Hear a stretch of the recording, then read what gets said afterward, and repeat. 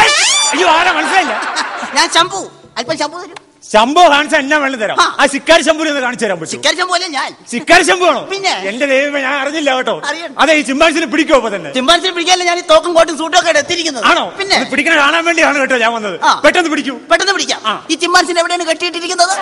കെട്ടിയിട്ടിരിക്കുന്ന സാധനത്തെ പിടിക്കാൻ വേണ്ടിയാണ് ഇങ്ങനെ വിളിച്ചത്. എടോ മനുഷ്യ, അതാ പുളിമരത്തിന്റെ മേളിൽ ഇരിക്കണാണ്, മനസ്സിലായ? അതാണ് ചിമ്പാൻസി. അതാണ് ചിമ്പാൻസി. ഇപ്പൊ ഞാൻ കേസ് കൊടുക്കാം. രാഘവനെതിരെ ഈ നിമിഷം ഞാൻ കേസ് കൊടുക്കും. പോലീസിനെ വിളി, പോലീസിനെ വിളി. എന്തിന്? എന്തിനാ? ഇവിടെ 20 വർഷം മുമ്പ് അവനെന്നെ ചിമ്പാൻസി എന്ന് വിളിച്ചറിയാമോ? 20 വർഷം മുമ്പ് ചിമ്പാൻസി വിളിച്ചിട്ട് ഇപ്പോഴാണ് കേസ് കൊടുക്കുന്നത്. ഞാൻ ഇപ്പോഴല്ലേ ഈ വൃത്തികെട്ട ജീവിനെ കാണുന്നത്. അതൊക്കെ പോട്ടെ, ആ സംഭവമൊക്കെ പോട്ടെ, അതെല്ലാം മറക്കും. ഞാൻ കുറെ ക്വസ്റ്റ്യൻ ചോദിക്കാം, കറക്റ്റ് ആയിട്ട് ഒന്ന് ആൻസർ തരണം. അത് പറയാം. പത്രത്തിന് വേണ്ടിയിട്ടാണ്. ശംഭു ചെറുപ്പത്തിലെ ആരായിരുന്നു? ചെറുപ്പത്തിലെ ഞാൻ വളരെ കുഞ്ഞായിരുന്നു. പിന്നെ ചോറക്കത്തുനിന്ന് വലുതായതാ. അപ്പൊ ശംഭുവിന്റെ അച്ഛന് ഈ ഇവിടെ വേട്ടപ്പട്ടി സൂസിയാണത്. വേട്ടപ്പട്ടിയാണ്? ചിമ്പാൻസിനെ പിടിക്കാനായിട്ട് എന്നെ സഹായിക്കാൻ എത്തിയിരിക്കുന്ന വേട്ടപ്പട്ടി സൂസിയല്ലേ? ഓ, വേട്ടപ്പട്ടിയാണ്. അതെ, ഞാൻ ഒരു കാര്യം ചോദിക്കാം. ഈ പട്ടിക്ക് എന്തെങ്കിലും പ്രത്യേകതകളുണ്ട്? ഒരുപാട് പ്രത്യേകതകൾ. ഒരു പട്ടിയാണത്. എന്താണ്? എന്നാണ് പറഞ്ഞാൽ ആ നിമിഷം സൂസി കുരക്കും. ഈ പട്ടി കുരക്കും? ഞാൻ നോണ പറഞ്ഞാൽ കുരക്കും. നീ പറഞ്ഞാലും കുരക്കും, ബിസ്ക്കറ്റും പാലും കൊടുക്കണം. ഞാൻ നോണ പറഞ്ഞാലും അവള് കുരക്കും. ആര് നോണ പറഞ്ഞാലും കുരക്കും. അപ്പൊ ശംഭു ഒരു സംശയം ചോദിക്കട്ടെ, ഈ പട്ടി ഏത് ഇനത്തിൽ പെടും?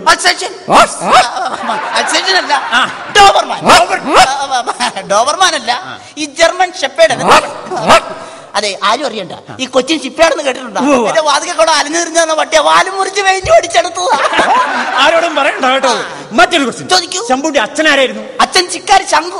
അപ്പൊ മുത്തച്ഛനോ? മുത്തച്ഛൻ ധിക്കാരി ശംഭു ഭയങ്കര ധിക്കാരിയല്ലായിരുന്നു. ആണല്ലേ? പിന്നെ ഈ മുത്തച്ഛനെ കുറിച്ച് എന്തെങ്കിലും ഓർമ്മകൾ ഭാര്യയ്ക്ക് വേണ്ടി പറയാം? ചെറിയ ഓർമ്മ എന്റെ മനസ്സിൽ കിടപ്പുണ്ട്. എന്താണ് പറയൂ. അതായത് ഒരു ദിവസം മുത്തച്ഛൻ തോക്കെടുത്ത് കഷത്ത് വെച്ച് വനത്തിലേക്ക് പോയി. വനത്തിലോട്ട് പോയി? എന്തിനാ? ഒറ്റയാനെ പിടിക്കാൻ. വേട്ടയ്ക്ക്. അതെ. മുത്തച്ഛൻ വനത്തിലേക്ക് കടക്കാനും ഒരു 3 ഒറ്റ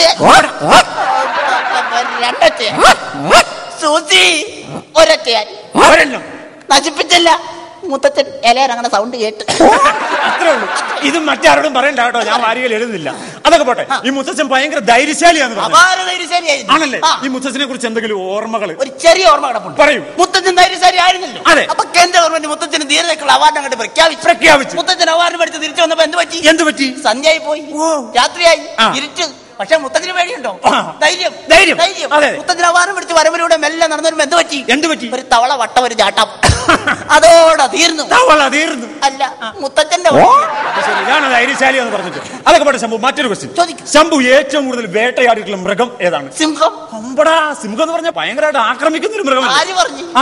അങ്ങനെയൊന്നും ആക്രമിക്കില്ല. എല്ലാ സിംഹങ്ങളും ആക്രമിക്കുകയല്ല. ആക്രമിക്കാത്ത സിംഹങ്ങളുണ്ട്. അതൊക്കെയാണ്. അത് 3 തരം സിംഹങ്ങളാണ്. ആക്രമിക്കാത്ത സിംഹം ഒന്ന് പറയൂ. ഒന്ന്, ഈ ഫോട്ടോയിൽ കാണുന്ന സിംഹം.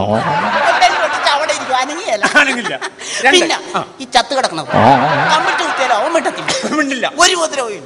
മൂന്നാമത്തത് ജനിക്കാനിരിക്കുന്ന സിംഹം ഒന്നും ചെയ്യത്തില്ല. ഒന്നും ചെയ്യല്ല.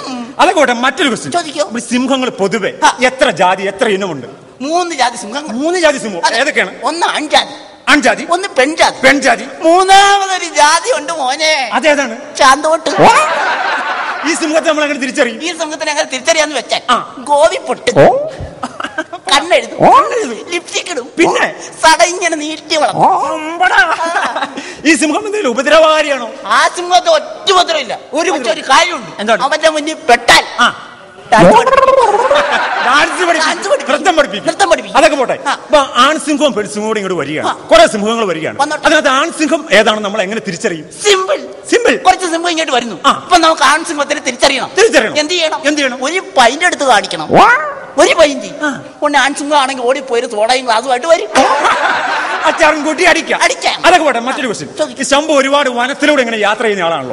അപ്പൊ പെട്ടെന്ന് ഒരു സിംഹം മുന്നിലേക്ക് ചാടി വീണാൽ നമ്മൾ എന്ത് ചെയ്യും? നമ്മളൊന്നും ചെയ്യണം, എല്ലാം സിംഹം ചെയ്തോളൂ. അങ്ങനെ പ്രധാനപ്പെട്ട ക്വസ്റ്റ്യൻ ആണ് ഇനി ചോദിക്കാൻ പോകുന്നത്. ഈ ശംഭു എങ്ങനെയാണ് ചിമ്പാൻസിയെ പിടിക്കുന്നത്? ചിമ്പാൻസിയെ പിടിക്കാനായിട്ട് 3 എക്യുപ്മെന്റ്സ് ഉപയോഗിച്ചാണ് ഞാൻ ചിമ്പാൻസിയെ പിടിക്കുന്നത്. അതായത് ഒന്ന് ശംഭു, 2 മട സൂസിപ്പട്ടി, 3 തോക്ക്, ശംഭു, പട്ടി. ഓക്കെ പിടിക്കൂ. ഇപ്പൊ സമയം 7:30. 8 മണിയോട് കൂടി ഈ ചിമ്പാൻസിരിക്കുന്ന പുളിമരത്തിലേക്ക് മെല്ലെ ഞാൻ കേറാൻ തുടങ്ങും. 9 മണിയോട് കൂടി 1ാമത്തെ ജില്ലയിലെത്തും.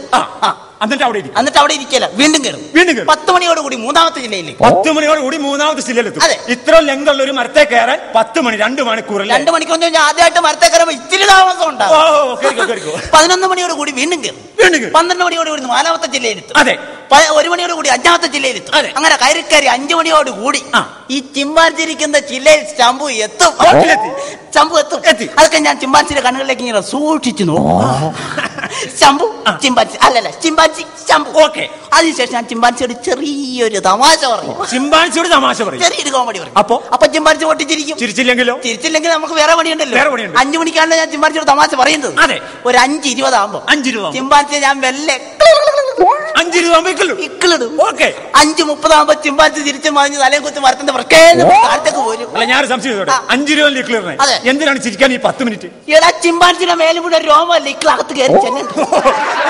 അത് ഞാൻ 10 മിനിറ്റ് നമ്മള് ചിമ്പാൻസി ഇക്കിളിട്ട് ചിരിപ്പിച്ച് തലങ്ങത്ത് മറിച്ച് താഴത്തേക്ക് വീഴുമ്പോൾ നമ്മുടെ സൂസിപ്പട്ടി ചിമ്പാൻസിയുടെ മർമ്മത്ത് ഒരു കടി. അപ്പോൾ ഞാൻ വലയുമായി ചാടി വീണ് ചിമ്പാൻസിയെ ചുട്ടിക്കൂട്ടി എടുക്കും.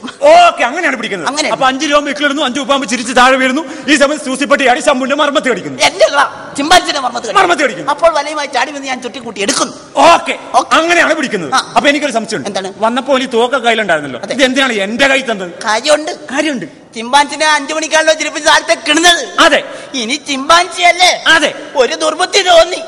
ഈ 5 മണിക്ക് മുമ്പ് എങ്ങാനും എന്നെ ചിരിപ്പിച്ച് തള്ളി താഴത്തേക്ക് ഇട്ടാൽ ഈ വൃത്തികെട്ട പട്ടിയാടി എന്റെ മർമ്മത്ത് പഠിക്കൂടാ. അതിന് മുമ്പ് അതിനെന്ത് വെടി വെച്ച് വന്നേ.